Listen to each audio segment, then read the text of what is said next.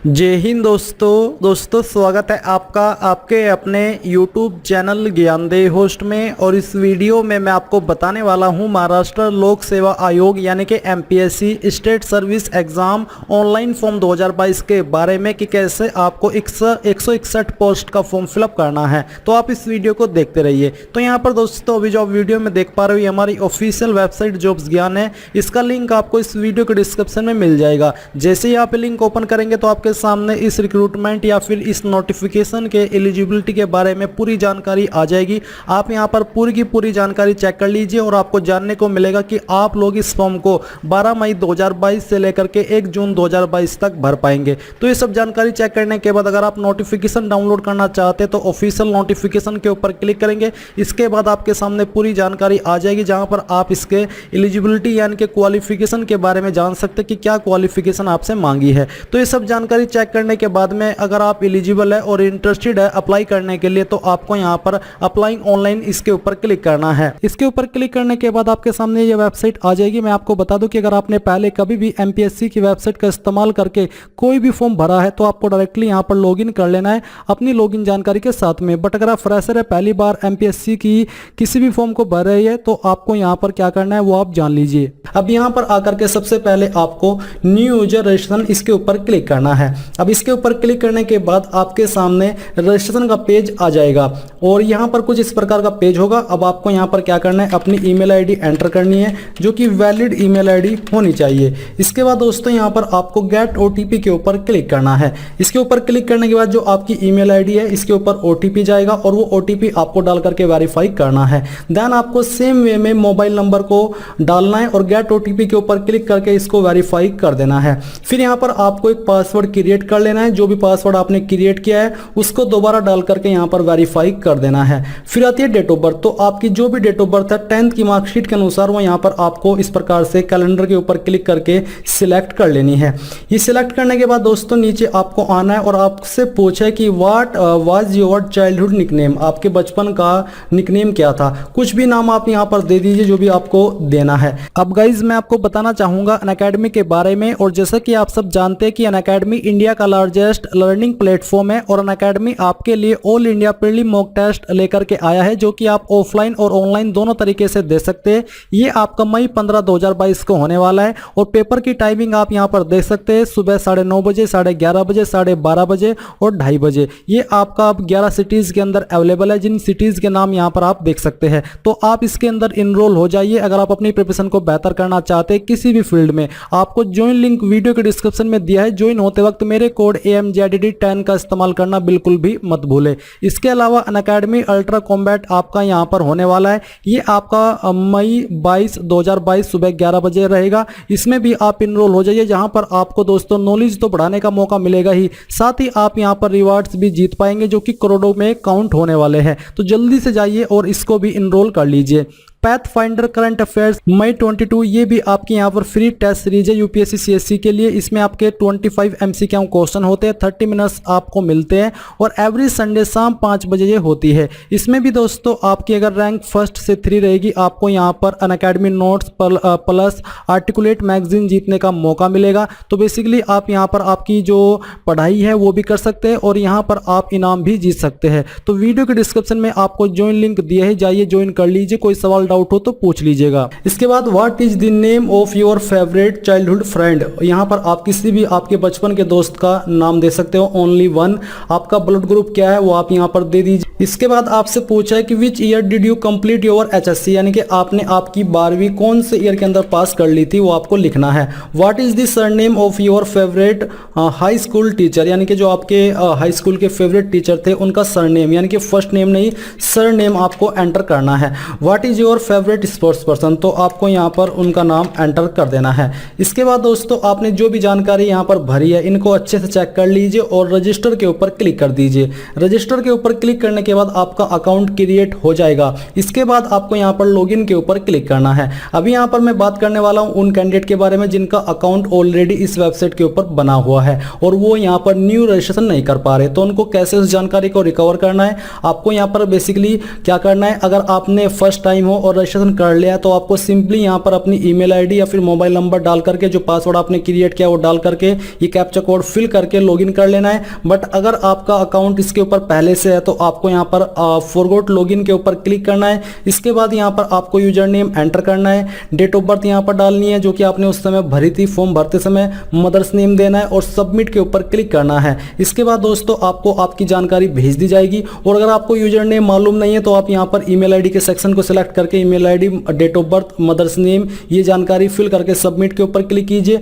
आपको आपकी login detail send कर दी जाएगी। अब जैसे ही आपकी लॉगिन डिटेल आपको मिल जाए तो आपको यहाँ पर लॉगिन के ऊपर क्लिक करके इन सभी जानकारी को फिल करते हुए लॉगिन कर लेना है। लॉगिन करने के बाद आपके सामने यहाँ पर आपका डैशबोर्ड आ जाएगा। अगर आपने पहले से इसके अंदर अकाउंट बनाया हुआ था और आपने अभी अकाउंट को रिकवर किया है तो आप प्रोफाइल क्रिएशन के ऊपर क्लिक करके यहाँ पर अपनी जानकारी को अपडेट कर सकेंगे और उसके बाद अप्लाई कर सकेंगे। बट अगर आप अभी फर्स्ट टाइम रजिस्ट्रेशन किए हो तो आप यहाँ पर अपनी जानकारी भरना स्टार्ट करेंगे। तो सबसे पहले आपसे ये पूछा कि क्या आपके पास आधार कार्ड है, अगर है तो यस कीजिए, नहीं तो आपको नो करना है। अगर आप यस कर रहे हो तो आपको आधार नंबर देना है और आधार नंबर के अकॉर्डिंग अपना नाम इंग्लिश में यहाँ पर लिख देना है। फिर पर्सनल डिटेल, तो सबसे पहले पर्सनल डिटेल में आपको सरनेम लिखना है, ना कि फर्स्ट नेम। आपको यहाँ पर सरनेम लिखना है। फिर आपको यहाँ पर फर्स्ट नेम में जो भी आपका फर्स्ट नेम है वो एंटर कर दीजिए। देन आपको यहाँ पर आपका मिडिल नेम एंटर कर देना है। इसके बाद यहाँ पर दोस्तों नीचे है आपका फुल नेम, तो अब आपको अपना पूरा नाम इंग्लिश में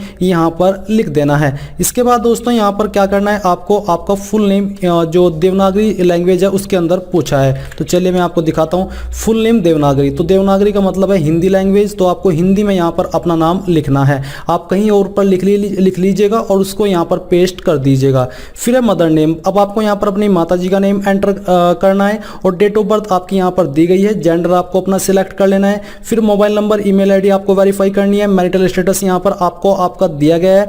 नेशनलिटी आपकी यहाँ पर इंडियन आपको सिलेक्ट कर लेनी है। मदर टंग आपकी क्या है वो आपको यहाँ पर सिलेक्ट कर लेनी है। इसके बाद whether your name is changed updated after 10th, यानी कि क्या आपका नाम चेंज हुआ है या फिर अपडेट हुआ है 10वीं के बाद में या फिर मैरिज के बाद में। अगर हाँ तो यस कीजिए, नहीं तो आपको नो करना है। अगर आप यहाँ पर यस कर रहे हो तो आपको पूरा नाम इंग्लिश के अंदर देना है जो कि आपका पहले था।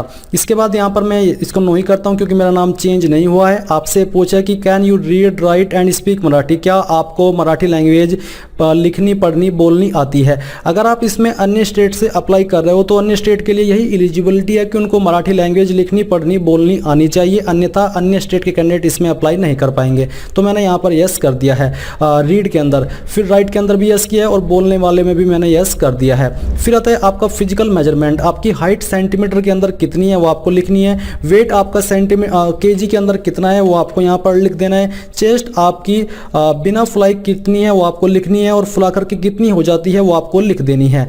कास्ट कैटेगरी, यहाँ पर दोस्तों आपकी कास्ट कैटेगरी कौन सी है वो आपको सिलेक्ट कर लेनी है। फिर कास्ट सर्टिफिकेट आप नंबर आपको देना है अगर आप इस फॉर्म को SC ST OBC से भर रहे हैं। इश्यूइंग डिस्ट्रिक्ट, कौन सी डिस्ट्रिक्ट से आपका कास्ट सर्टिफिकेट इशू हुआ है। अन्य स्टेट के कैंडिडेट चाहे कोई सी भी कैटेगरी के है वो इसको यहाँ पर कैटेगरी में अनरिजर्व्ड यानी कि जनरल सिलेक्ट करेंगे। फिर दोस्तों आता है इश्यूइंग डेट, कब आपका एक कास्ट सर्टिफिकेट इशू हुआ है वो आपको यहाँ पर सिलेक्ट करना होगा।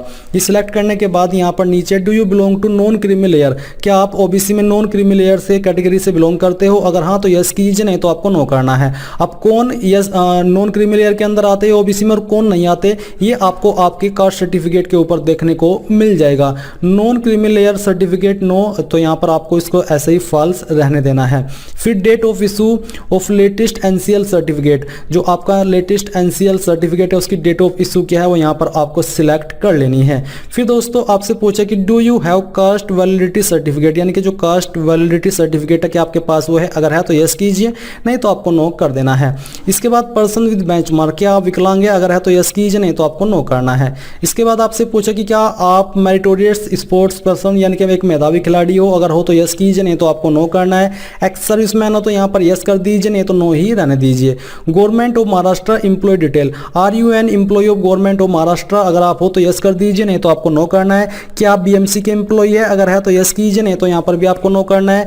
Are you employ of BEST, अगर आप हो इसके तो आपको यस करना है, नहीं तो नो ही रहने देना है। डोमिसाइल डिटेल, यहाँ पर दोस्तों महाराष्ट्र डोमिसाइल सर्टिफिकेट के बारे में आपसे पूछा है। You will not be considered for reserved category post if you do not have Maharashtra domicile certificate, यानी कि अगर आपके पास महाराष्ट्र का डोमिसाइल सर्टिफिकेट नहीं है तो आप यहाँ पर रिजर्व्ड कैटेगरी में कंसिडर नहीं किया जाओगे। Reserved category SC ST OBC जो होती है, आप फिर अनरिजर्व्ड में कंसिडर किए जाओगे, भले ही आप रिजर्व्ड कैटेगरी से क्यों ना बिलोंग करते हो। यानी कि डोमिसाइल बहुत ही आवश्यक है अगर आप रिजर्वेशन का फायदा चाहते हैं। और फन क्या आप यतीम है अगर है तो यस कीजिए, नहीं तो आपको नो करना है। तो यहाँ पर दोस्तों आपको नीचे आना है और फिर सेव के ऊपर क्लिक कर देना है। सेव करने के बाद यहाँ पर आपको स्टेप 2 एड्रेस इन्फॉर्मेशन के ऊपर आ जाना है। तो जो भी आपका परमानेंट एड्रेस है वो आपको लिखना है। Address line 1, address line 2, address line 3, यानी कि जो भी आपका एड्रेस है वो आपको थोड़ा थोड़ा करके इन लाइंस के अंदर फिल करना है। आपकी जो स्टेट है वो सिलेक्ट कर लेनी है। डिस्ट्रिक्ट यहाँ पर आपको सिलेक्ट करनी है, जो भी आपकी डिस्ट्रिक्ट है।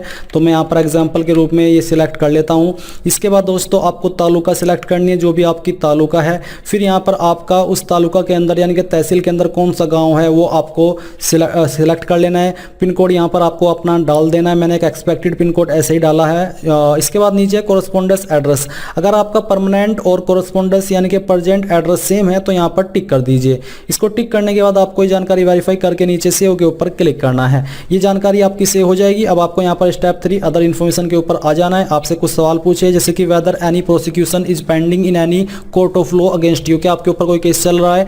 अगर हाँ तो यस कीजिए, नहीं तो आपको नो करना है।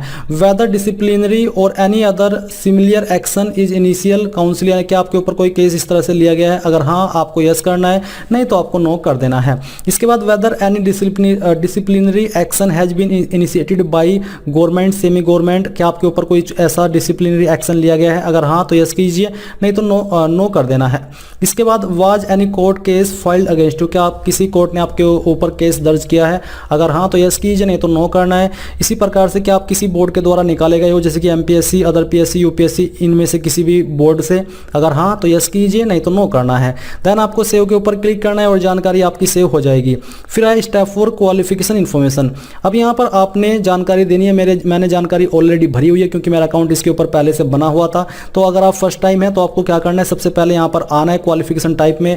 पहले सबसे आपको SSC सिलेक्ट करनी है यानी कि 10th। फिर आपको यहाँ पर नेम ऑफ क्वालिफिकेशन में SSC सिलेक्ट करना होगा। सब्जेक्ट यहाँ पर नहीं देने होंगे। स्टेट आपको सिलेक्ट करनी होगी कि आपने कौन सी स्टेट से की है, जैसे कि मैं यहाँ पर महाराष्ट्र ही सिलेक्ट करके आपको दिखाता हूँ। तो यहाँ पर आपको बेसिकली अपनी स्टेट का सिलेक्ट करना है और इसके बाद यहाँ पर आपके सामने जो ऑप्शन आएगा वो है आपका बोर्ड। आपको अपना बोर्ड सिलेक्ट करना है। क्वालिफिकेशन स्टेटस सिलेक्ट करना है कि पास है या फिर अभी आप कर रहे हो। डेट ऑफ क्वालिफिकेशन कंप्लीशन, कब आपने आपकी 10th कंप्लीट कर ली थी वो डेट यहाँ पर आपको सिलेक्ट करनी है। अगर एग्जैक्ट डेट मालूम नहीं है तो एक एक्सपेक्टेड डेट भी दे सकते हैं। कितने अटेम्प्ट के अंदर की थी वो आपको यहाँ पर लिख देना है। अगर आपने पहली बार में कर ली थी तो आपको फर्स्ट लिख देना है। परसेंटेज CGPA, तो यहाँ पर अगर आपके नंबर CGPA के अंदर तो CGPA लिख दीजिए, नहीं तो आप परसेंटेज दे सकते हैं। तो आपकी कितनी परसेंटेज आई थी वो यहाँ पर आपको लिखना है।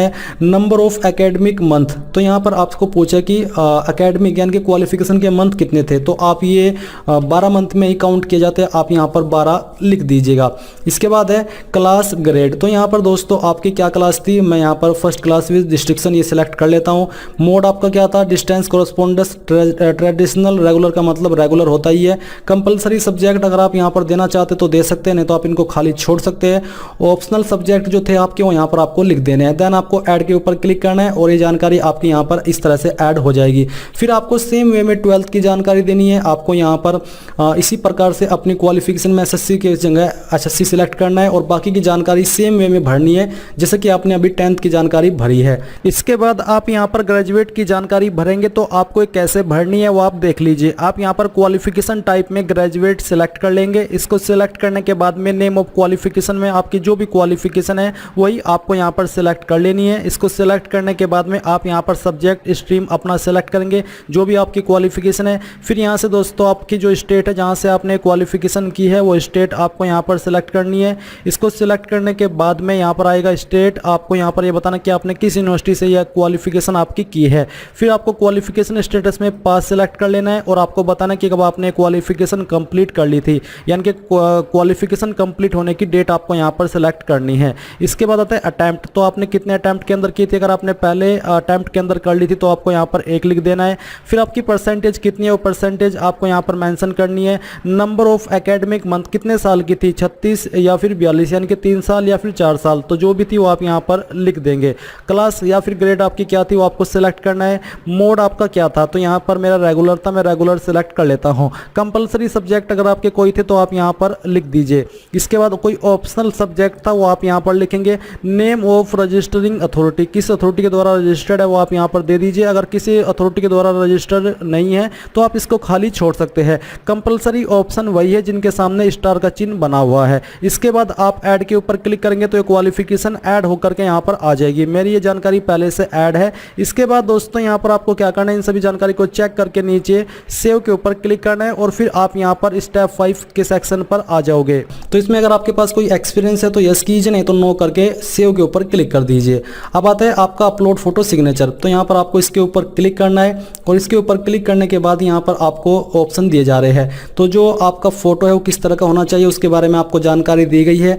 डायमेंशन कितना रहना चाहिए, साइज कितना रहना चाहिए, सिग्नेचर का साइज 50 से 60 पिक्सल के अंदर होना चाहिए और फोटो का साइज आपका 150 से 170 पिक्सल के अंदर होना चाहिए। तो यहाँ पर मेरे फोटो ऑलरेडी अपलोड है। अब आपको यहाँ पर जैसे ही आपके फोटो अपलोड हो जाएंगे नीचे सेव के ऊपर क्लिक करना है। देन आपको यहाँ पर पहले इसके ऊपर भी टिक करना है और टिक करने के बाद यहाँ पर आपको नीचे सबमिट एंड लॉग प्रोफाइल के ऊपर क्लिक करना है कि हाँ मेरी जानकारी सही है, तो मैं यहाँ पर कंफर्म कर देता हूँ। तो ये हमारी जानकारी अभी जो प्रोफाइल है वो कंप्लीट हो चुकी है। अब यहाँ पर आपको करना क्या है वो आप जान लीजिए। आपको बेसिकली ऑनलाइन एप्लीकेशन इसके ऊपर क्लिक करना है। अब यहाँ पर आपके सामने ऑनलाइन एप्लीकेशन में सबसे ऊपर की तरफ आ जाएगा जो दो नोटिफिकेशन जारी हुए हैं। तो आपको जिस पर भी अप्लाई करना है उसी के सामने आप यहाँ पर व्यू के ऊपर क्लिक करेंगे। व्यू के ऊपर क्लिक करने के बाद में यहाँ पर दोस्तों आप लोग चेक एलिजिबिलिटी के ऊपर क्लिक करेंगे। इसके ऊपर क्लिक करने के बाद में जो आपने क्वालिफिकेशन भरी है अगर आप उसके अकॉर्डिंग एलिजिबल हो इन पोस्ट पर अप्लाई करने के लिए तो यहाँ पर आ जाएगा यू आर